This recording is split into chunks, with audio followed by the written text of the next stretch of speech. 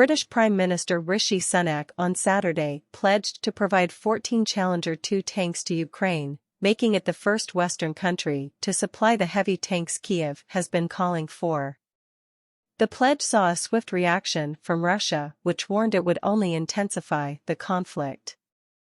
Bringing tanks to the conflict zone, far from drawing the hostilities to a close, will only serve to intensify combat operations, generating more casualties, including among the civilian population, the Russian embassy in the UK said.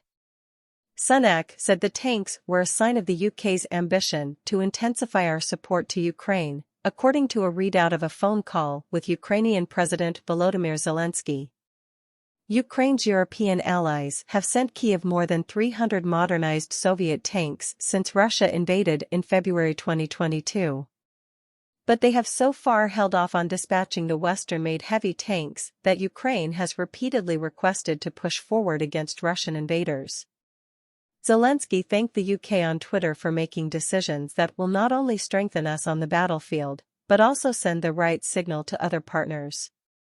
Ukraine's forces have taken heavy losses in the battles of Soledar and Bakhmut in recent months and have called on the country's allies to give it more support.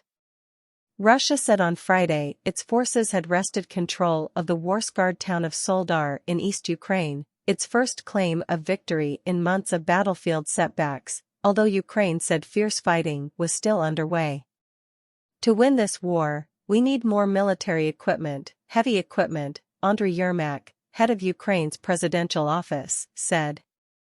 Foreign Minister Dmytro Kuleba also said that he had spoken with U.S. Secretary of State Antony Blinken and emphasized the need for Ukraine to receive Western-type tanks.